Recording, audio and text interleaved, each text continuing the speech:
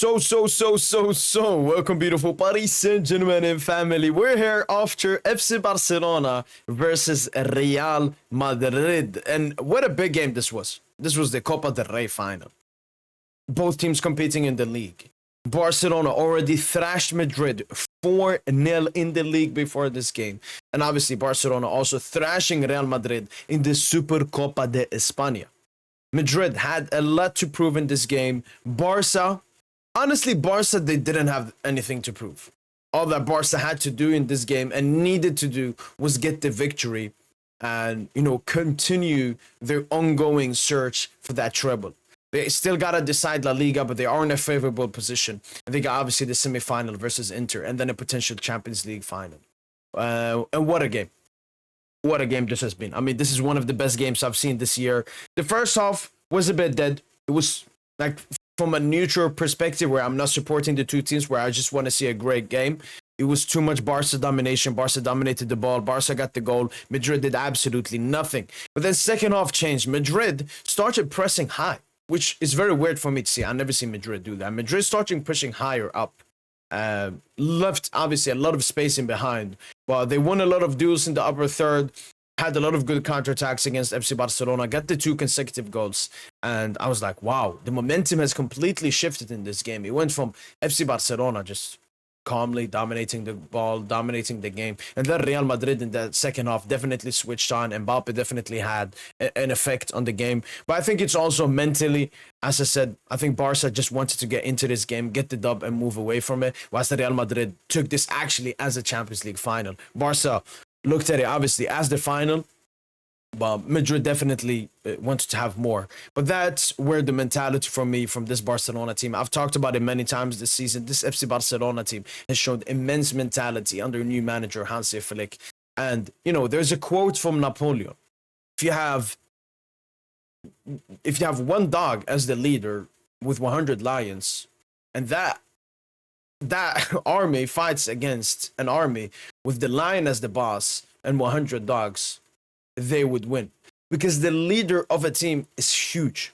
And Hansi Flick and Xavi Hernandez, there is an immense difference from them. Because FC Barcelona, right before that, Yamal puts the pass to Ferran, and Barca are back into the game.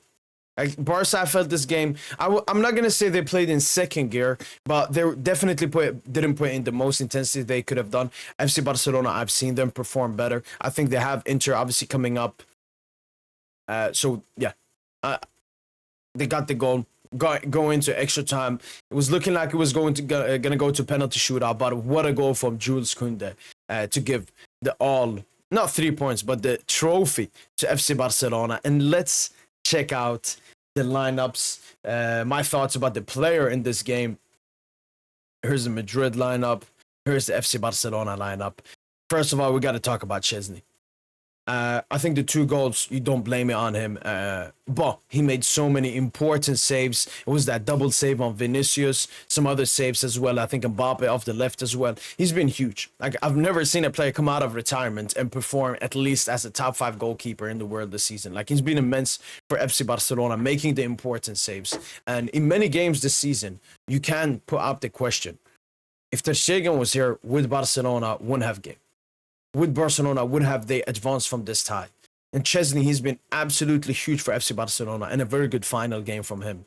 Koundé, don't remember that much from him overall game, but getting that crucial goal, and I've talked about Jules Koundé adding to his offensive caliber this season. I think he has at least 15 GA in all competitions, maybe 13, including a winner in the Copa Del Rey Final. Like, this is an absolute huge moment for Jules Koundé. Great goal. Just unfortunate, we got spoiled by the goal, so we couldn't react to it.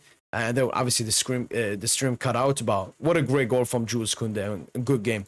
Kubarsi, another good game from him. He made so many important last-ditch tackles and so on. And once again, I don't think the 2 goals that Barcelona conceded in this game is on par with Kubarsi. I do remember the goal. I think maybe Koundé was at fault for a Tchouaméni goal. I think Koundé was the one marking him. But yeah, Kubarsi, good game, important tackles. He obviously made the tackle that led to Pedri. Pedri long ball to Yamal, and then led to the first goal. Inigo Martinez had a good game. They got cooked by Mbappe like twice, like badly cooked. But apart from that, just another good game from Inigo, who I've said I think he's been the best and most consistent centre back in the world this season. Like he's had such a good season. Barca going, from Kubarsi Araujo last season to Inigo Kubarsi looking even better. He's been so experienced, great leader for this FC Barcelona team on the pitch as well. Gerard Martin, he just put in a shift. That's all he had to do this game. Didn't get cooked. Didn't lose too many balls. Just had, a default good game from Gerard Martin in this game. De Jong, I've talked about this a lot, especially now with recent 2 months, ever since he's come into the starting lineup ahead of Casado. And I said, look, De Jong, when it's Alaves, when it's Getafe, when you don't have to be, your defensive stuff aren't that big of a question mark, he's good. But in a game like this, it's head-to-head. Obviously, he was the one to give away the free kick to Kylian Mbappe, I believe, as well. Defensively, he was just cooked. In the first half, when the game was calm, when Madrid were not pressing high up, there was no bad thing about De Jong. But in the second half, gave away so many stupid balls, stupid tackles. And, I don't know about Casado's health, but looking into the Champions League upcoming semifinals, you may want to go with Casado with the Inter game, being more head-to-head, especially with their counterattacks as well. De Jong, defensively, is a cone. Moving on to Pedri, he's having a Ballon d'Or-esque campaign.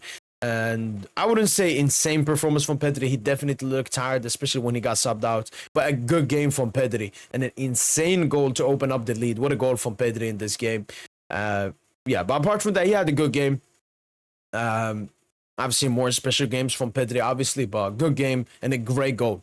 Great goal from Pedri. Exactly what you expect from him to do. Moving on to the attack, let's start with Lamine Yamal. I do think, even though he had some patches, sometimes it was a 20-30 minute patch where I saw nothing from Yamal, he still got the 2 assists for the 2 goals, had many great plays as well, a lot of over-the-top balls to Ferran Torres, had, I think, 2 good shots, one that went straight out of the left of the post. Obviously, we know that he has to improve his finishing in that, but apart from that, really good game. It's his last 13 duels, but he was just into many duels this game. Got the 2 huge assists. The first one from Pedri, gets a long ball, good touch, waits for Pedri to come, gives him the pass, and then for the second assist, it's a great ball to Ferran Torres and a huge assist. 2 huge moments from Lamine Yamal. And I do think he has to be the MVP of this game. I do think Lamine Yamal definitely impacted this game, in the biggest way possible. Lamine Yamal in this game. Great game from Lamine Yamal. After coloring his hair blonde, after saying all the stuff on Instagram, he definitely pulled up in this game. Lamine Yamal. Rafinha, 5 chances created. I remember the good chance he created for Ferran Torres in the beginning of the game. But apart from that, I thought it was a really dead game from Rafinha. I expect him to do more, especially when you're up against Vasquez, and there was a lot of space, and he did get a lot of good opportunities, his shots just going wide and so on. He will obviously try to take this hunger and motivation into that Inter Milan game and score some goals there, but no, Rafinha today, with the expectations you have on him, not a good game from Rafinha this game, especially with that disgusting dive. Olmo, I felt Olmo, especially with Madrid playing 4 midfielders, definitely took Olmo out of the game. Those pockets that he likes to be in the central areas, they were not there in this game. So yeah, not the best game from Olmo, but not that much on him. Moving on to the last player, Ferran Torres, got a huge goal. I did have my question marks with Ferran Torres replacing Lewandowski in this game, but Ferran Torres silenced me with that goal. Great run, great goal, obviously great pass from Lamine Yamal as well.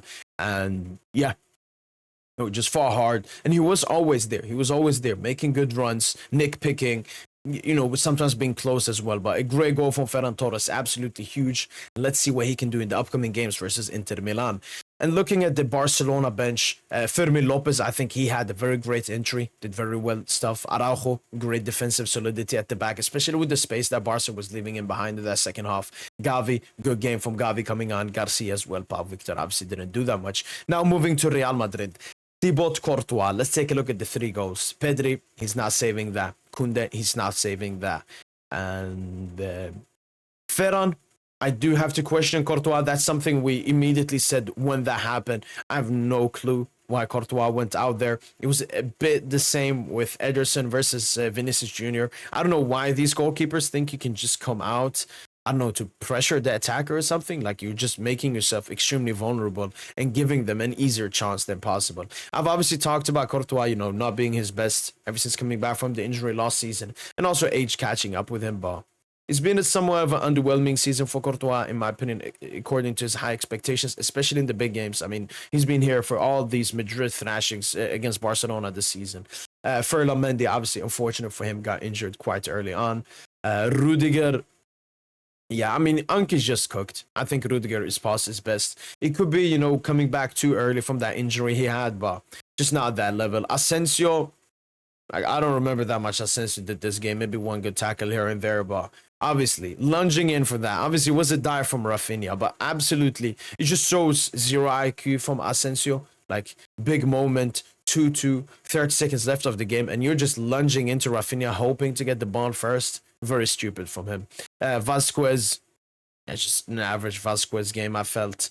Chouameni actually had a good game, obviously, with the goal. Was sometimes tucking in between the two centre-backs, making a 5 at the back. So, no, Chouameni, shout out to him. Solid game from Chouameni defensively. Valverde, 5.8. Like, I don't understand these football. He had, like, two insane clearance, three insane, like, clearances, recoveries. It was a very good defensive game from Valverde, especially exactly what I expect, covering for Asensio, Vasquez, Chouameni, Rudiger, basically every single Madrid player. Moving on to the attack, Ceballos, not a good game. Rodrigo, not a good game. Jude Bellingham, gotta hold my hands up. First off, not good at all.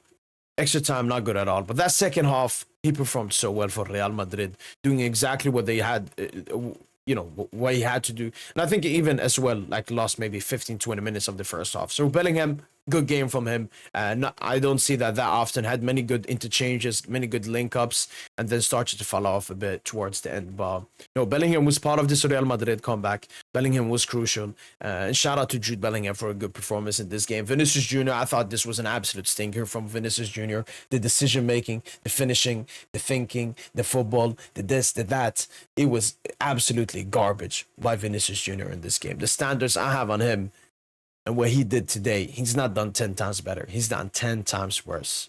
Horrible performance from Vinicius Jr. in this final, especially being that alone, not Mbappe on the bench. He had to cook. Talking about Kylian Mbappe, came on, great goal from the free kick.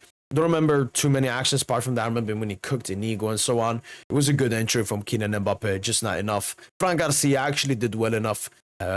Sometimes got cooked by Yamal, but you expect that. But he was decent at this game. Modric obviously gave away the ball for the Koundé goal. Yeah, it was decent coming on. Güler. Oh, actually, he got the corner for the Chouameni goal. Didn't know that. Decent, I guess. Diaz, decent. Didn't affect the game that much, the substitutes. And taking a look at the overall stats, 59% possession for Barca, 41 to Madrid. Only 3 big chances this game. Wow. Yeah, Pedri chance, not big chance. Koundé chance, not big chance. And okay, so I guess they're not counting the Ferran chance as a big chance. I mean, I would count that as a big chance, but not according to the statistics.